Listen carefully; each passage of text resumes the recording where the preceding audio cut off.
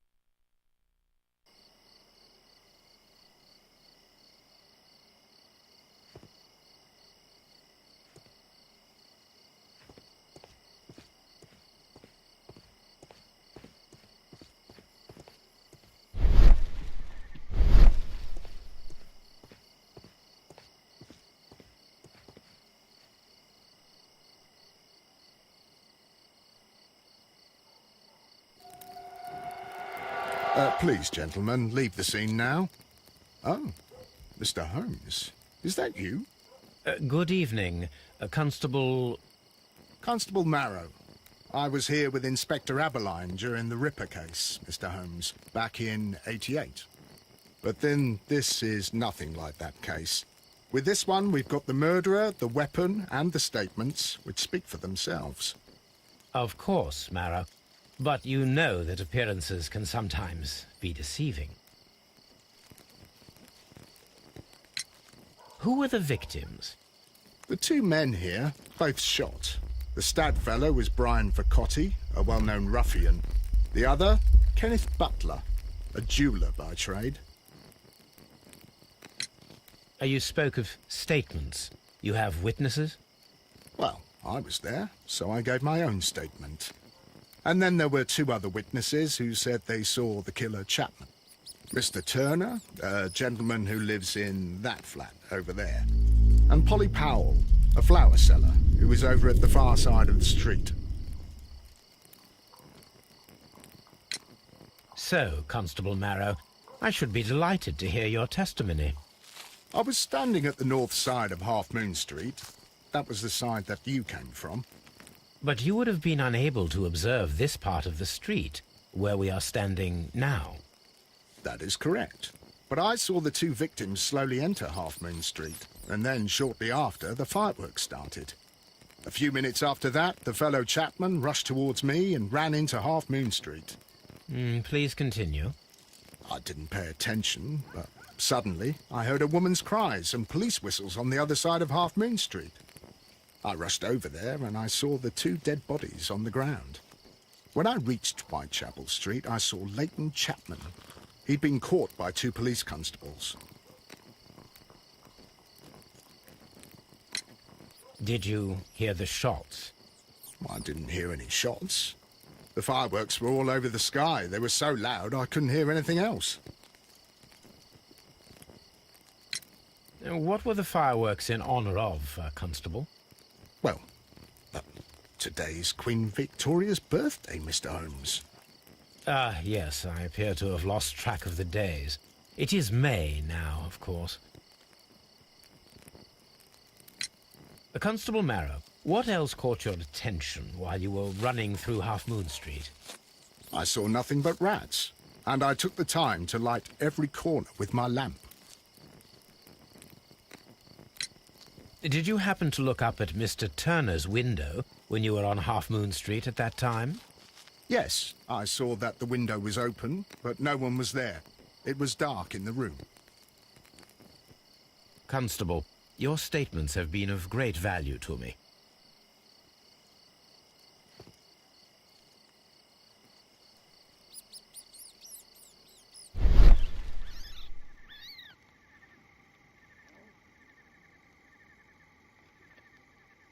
A piece of wood that has stuck between the cobblestones. Let us take a closer look.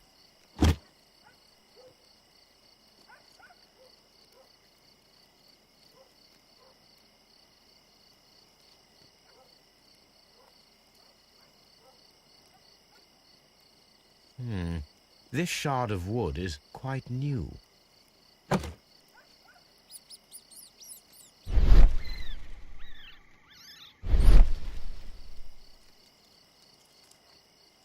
The bullet struck his head. This man didn't stand a chance.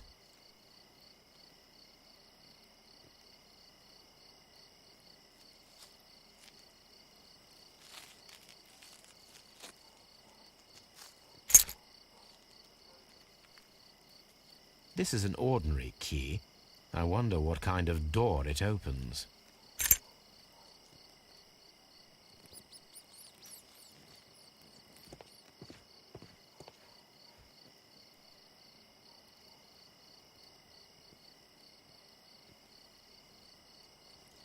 He tried to stop the bleeding with his hand. Death was not instant.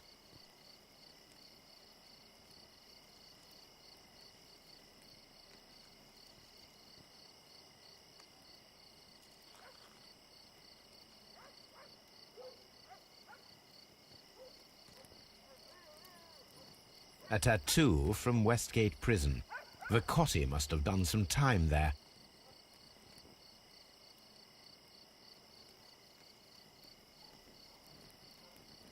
Brian Vercotti suffered greatly. What a terrible way to die.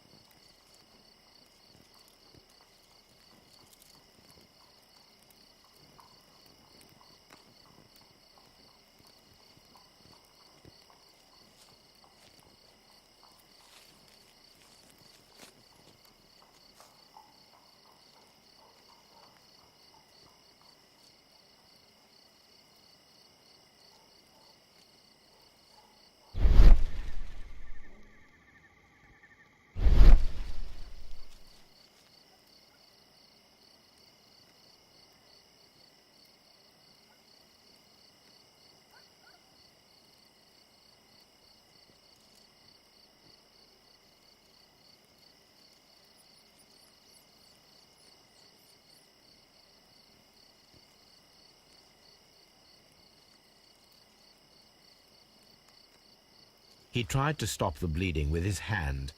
Death was not instant.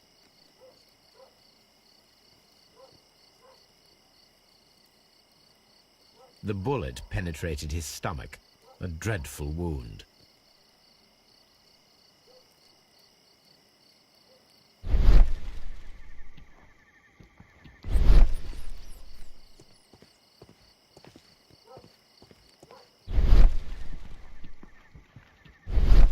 It would be my pleasure to assist you with your investigation, Mr. Holmes.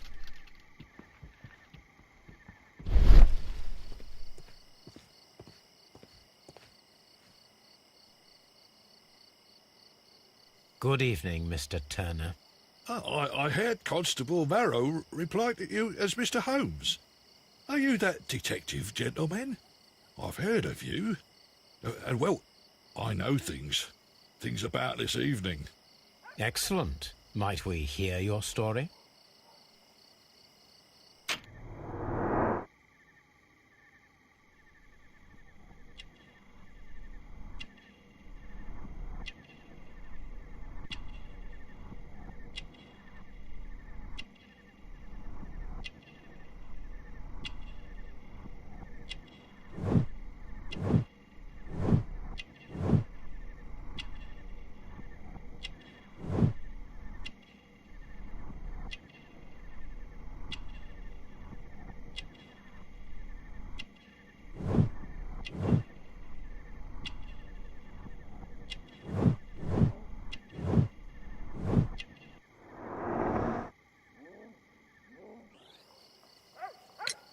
Could you tell us everything that you may have seen or heard? I was already in bed when the fireworks started. A few moments after, I clearly heard 2 gunshots from outside. Please continue. I quickly got up and I grabbed the lamp from my nightstand and I rushed towards the window. I looked down and I saw 2 bodies. And there was a man with a gun who was standing nearby. Where exactly? Well, near this body. Did he notice you? I don't think so. He rushed towards Whitechapel Street without looking around. Mr. Turner, did you see anyone else in the street? No, I saw no one but that man, the murderer, the fellow they caught. Were the 2 shots you heard consecutive? Yes, there was a very short pause between them, and they sounded different somehow. It seemed to me that the second shot was louder than the first. That is an interesting comment. Mr. Turner, what were your actions after you stepped up to the window? I was afraid that the man with a gun might return, so I stayed close to the window till I saw the policeman coming in the half-moon from Whitechapel. Then I walked out to tell them everything I saw. You have helped us a great deal, Mr. Turner.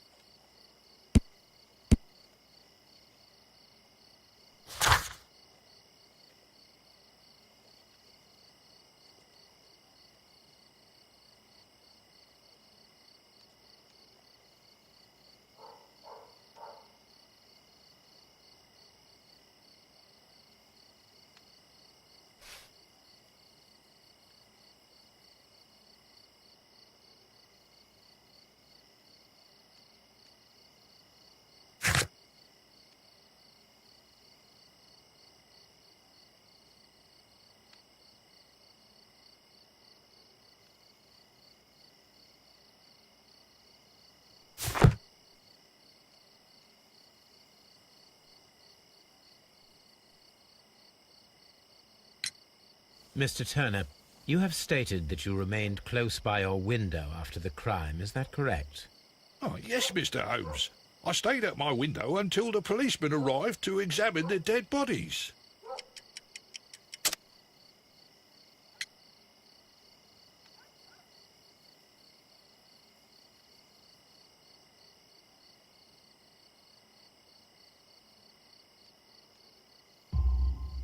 That is very interesting, Mr. Turner.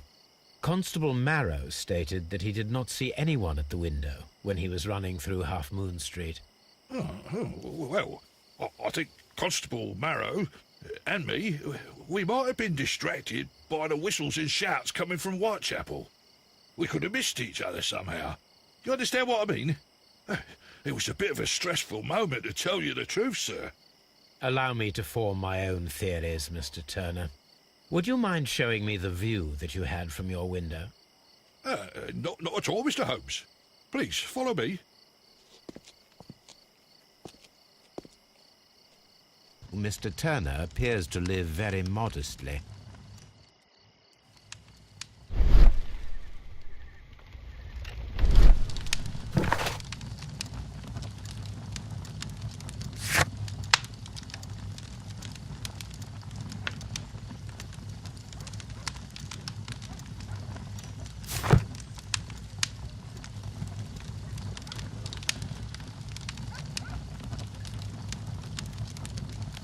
This fire is dying out.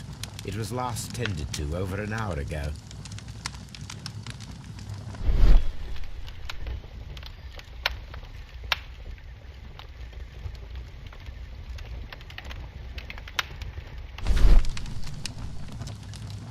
The papers are almost entirely burned. I am unable to see what's written here.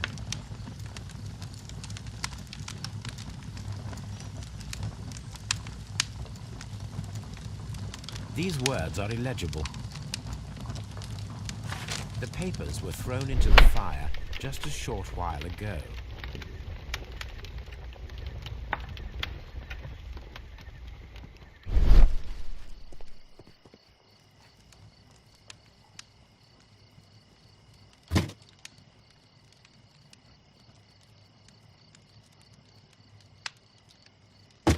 A perfect match. So, Mr. Turner broke his stick when it became stuck between the cobblestones. He did not mention that he was so near to the victims. The books on this shelf are in a mess. It looks as though Mr. Turner was trying to find something in a hurry here a short while ago.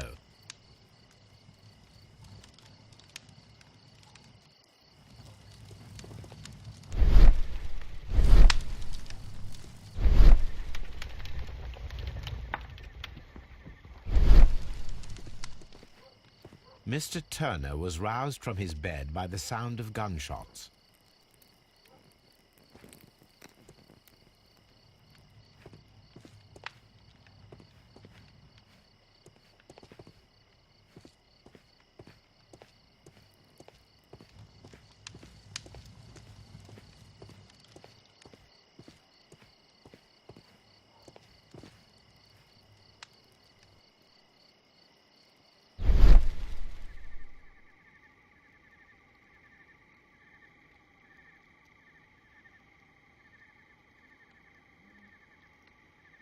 There are pieces of shredded paper scattered over the table.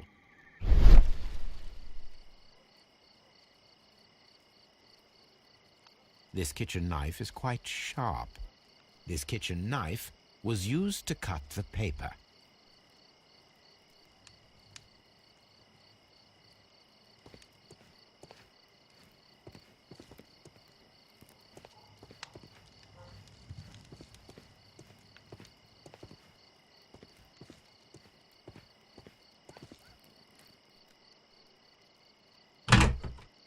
So, that's the view Mr. Turner had when he opened the window.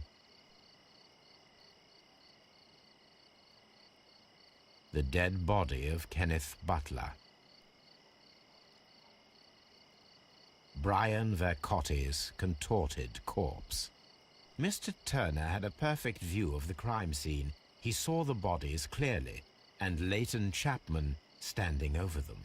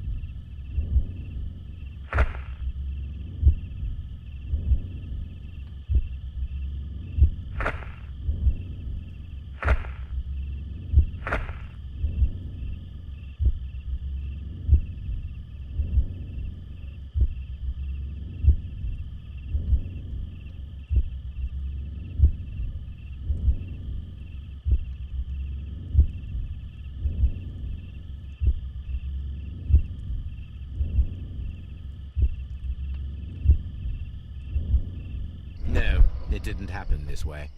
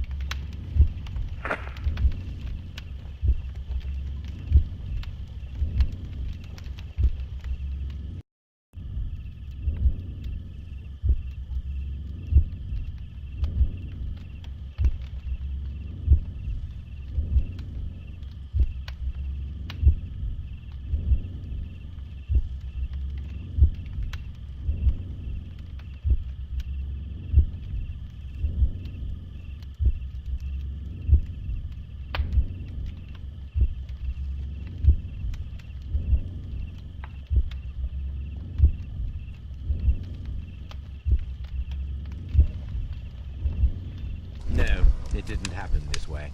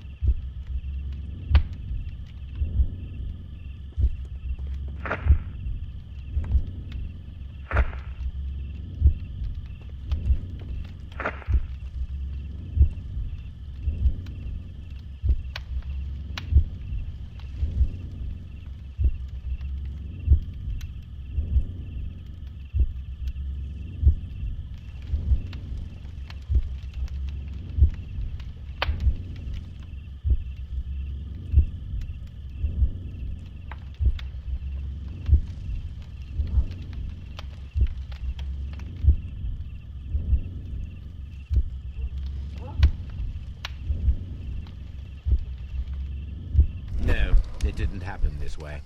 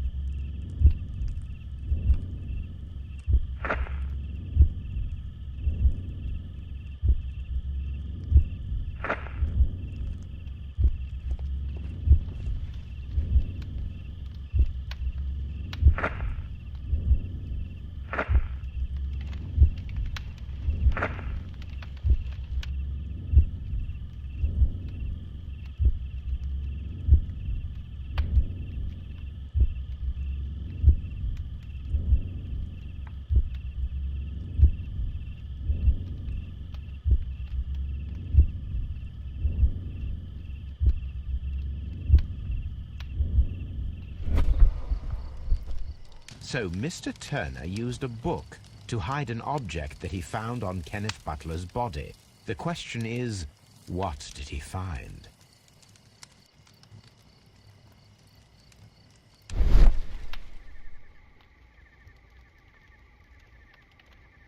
I can see prints from greasy fingers upon the cover of this book. Let us take a closer look.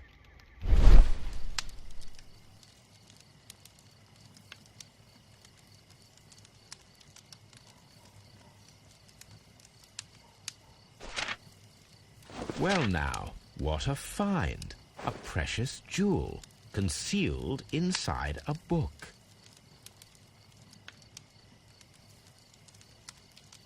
A bracelet with a unique ram's head design, a distinctive feature of ancient Grecian artifacts, probably of the Hellenistic era.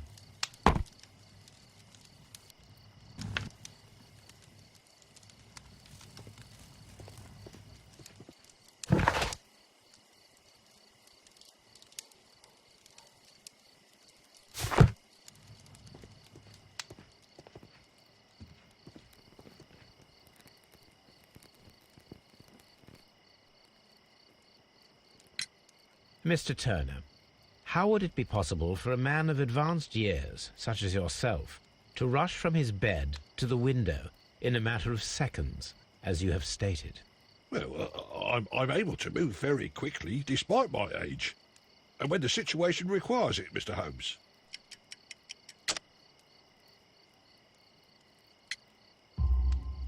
I highly doubt that, Mr. Turner.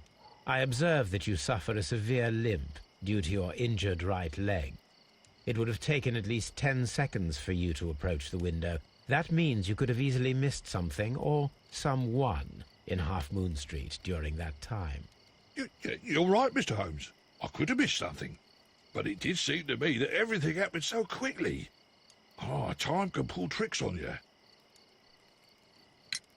And what of everything else that you told us? Mr. Turner, it is vital that we have your complete and true statement. Mr. Holmes, I do assure you that the other things I said were most sincere.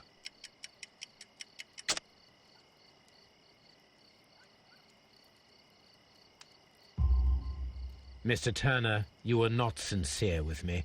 Not then and not now. But Mr. Holmes... This, Mr. Turner, does not look like anything that a poor man might possess. It is worth more than the home that you live in. I can explain. No, merely correct me if I am wrong. You saw Leighton Chapman through the window, but you also noticed a glittering object on the ground, this precious jewel. You walked down and took the bracelet from the body of Kenneth Butler, and when you heard the whistles, you hurried away. That broke your walking stick. It caught fast between the cobbles. Constable Marrow was unable to see you in the window as you were climbing up the stairs on your way back to your flat. Upon returning home, you hid the precious jewel inside a book. Mr. Holmes, please don't send me to prison. I didn't do anything bad. I'm just a poor man. When I chanced upon the bracelet, I saw it as an opportunity to make a little money. I was desperate. I only took the bracelet, that's all, I swear. You made a mistake by lying to me. But you are not a criminal. I believe that. Although I must return this bracelet to its rightful owner.